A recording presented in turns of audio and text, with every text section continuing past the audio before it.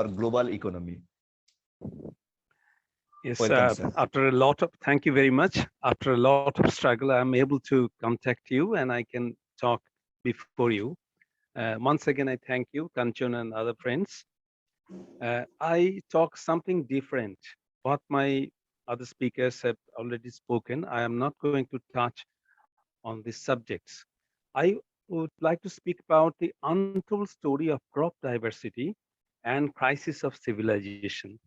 So Asian countries are full of bioresources and there is a colossal loss of crop diversity after Green Revolution. And crop diversity, is the key to our future food security. The marketing is a problem. We know in third world countries, there's a lot of hurdles, a lot of middlemen, and the price fluctuation and the seasonal glut, the lack of storage, everything. But India has witnessed 1 year long farmers movement in outskirts of Delhi. This is quite typical, and this is a kind of movement that world has never seen. India has conducted, the farmers have agitated. Now, I talk about conservation, and it should be linked to ecological farming, consumption, and marketing. Because I have already mentioned that India and Africa and other Asian countries are full of bioresources that we have not yet evaluated.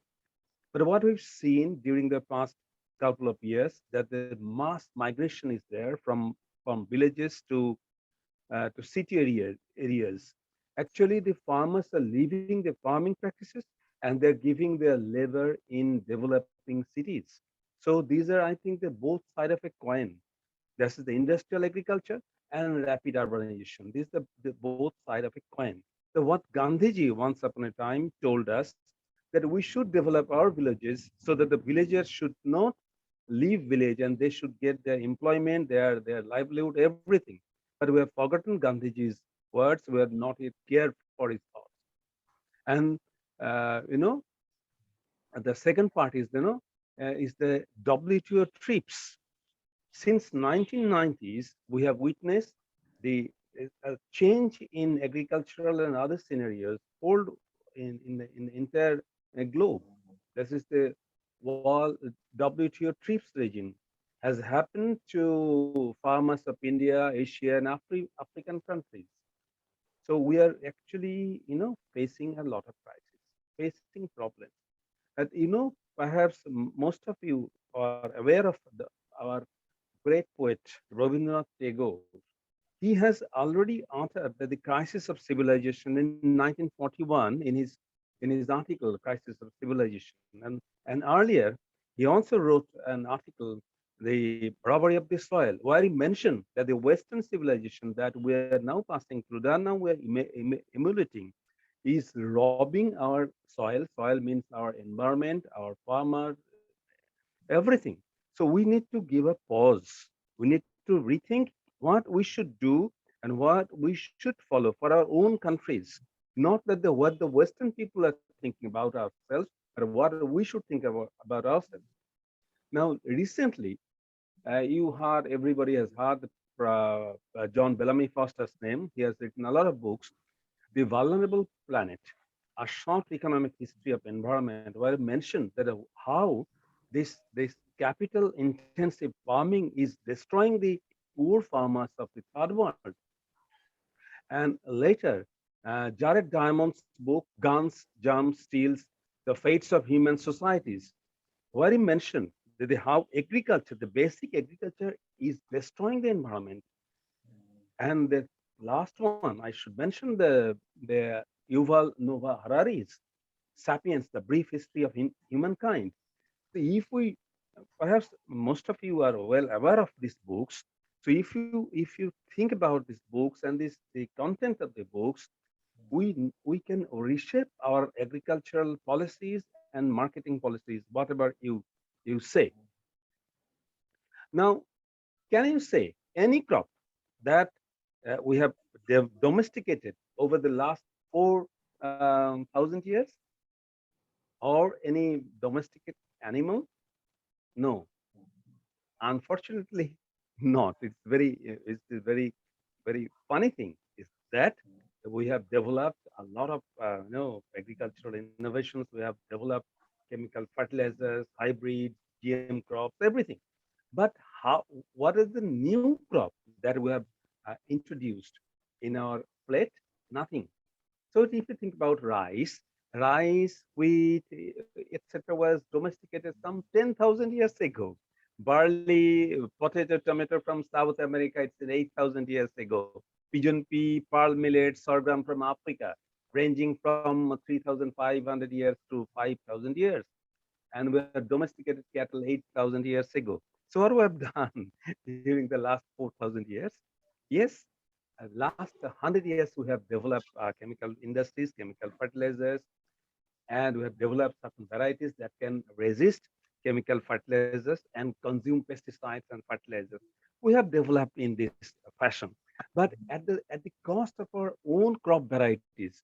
So if you think about India, so you can assess your countries, that mean Nepal, Bangladesh, Sri Lanka, and African countries. You will be amazed to see that India had once upon a time 82,000 rice varieties and 38,000 wheat varieties. We have native maize varieties, 7,000 wheat varieties, maize varieties. We have Jowar, 18,000, Gram, 16,000, Brinjal, that is aubergine or eggplant. We have 3,868 varieties. We had Orohor, means pigeon pea. We have 16,000 varieties, though it was already came from Africa. But unfortunately, we have lost most of the varieties without any evolution, without any nutritional qualities, or without any agronomic trial. These are in the morgues of in Delhi, National Bureau of Plant Genetic Resources.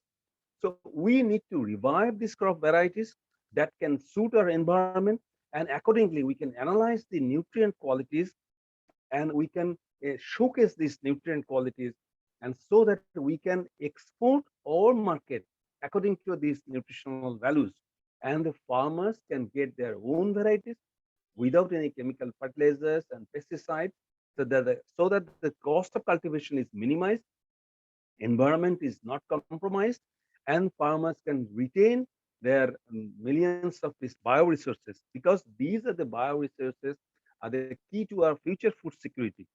For example, we are growing, say, one particular rice varieties. So if there is any problem of disease or pest, so that same variety will be lost in the field. So if we grow more than 3 or 4 varieties, some varieties may be lost, or maybe due to natural calamities. Some we can revive. So this monoculture need to, we should rethink these monoculture practices for not only for rice, but also for other vegetables and pulse crops. And the weather change is another problem you see. There are a lot of problems, a lot of rain, and the temperature is rising. So accordingly, we have to suit our crop varieties, so that the farmers should not spend lot amount of money for procuring their seed. So these traditional rice varieties, if we think about these rice varieties, so we have the varieties which can give you 12 ton per hectare grain yield. It was recorded by the British people. It was mentioned in the Aini Akbari, and it was mentioned in the government of India's data in 1952, that the rice deshi, means indigenous rice varieties, gave you a yield of 12 ton, even in 1952. And I have worked on rice. I have conserved nearly 400 rice varieties and worked for the last 20 years on organic farming in a government setup. And we have found that for growing rice or for growing any crop, we don't need any chemical fertilizer or pesticide. And that can be marketed well because enormous diversity. We have red rice varieties rich in iron, rich in zinc, rich in anthocyanin. So, and the cost of production is less, and it can fetch more remunerative price. We have black rice varieties, the most nutritive rice in the world, and West Bengal is the highest producer of kalabhat in India. Nearly is going to produce 600 ton, and mostly these are marketed in South Indian states. So uh, we have all the varieties that can suit all the agroclimatic situations. I mean, deshi varieties, and we don't need to purchase any rice varieties for for years together. One example I can give you. Alexander the Great came to India some 327 BC, and he consumed basmati rice, the long grain aromatic rice of northwestern provinces, and he took that rice for his teacher Aristotle. Unfortunately, he died in Babylon, and his teacher Aristotle coined the name Oruza some 327 BC. See, and without growing, without consuming rice, he coined the name Oruza, and later we got the scientific name of rice, Oryza sativa. So this is the rich history we have.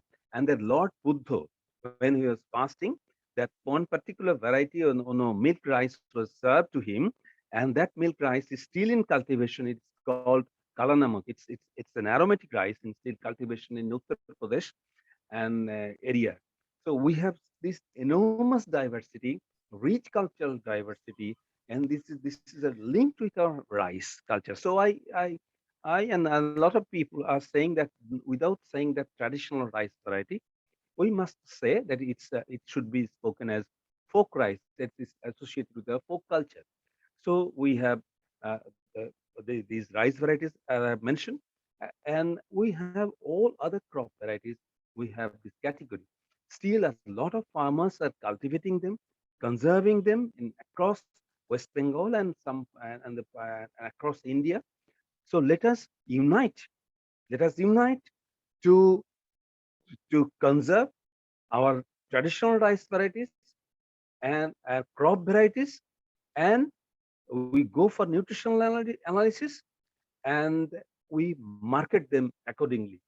So that should be our slogan. So let us unite all African countries, Asian countries, to conserve our traditional rice varieties, and such enormous diversity you don't find in European countries. So thank you very much. If you have any question, please ask.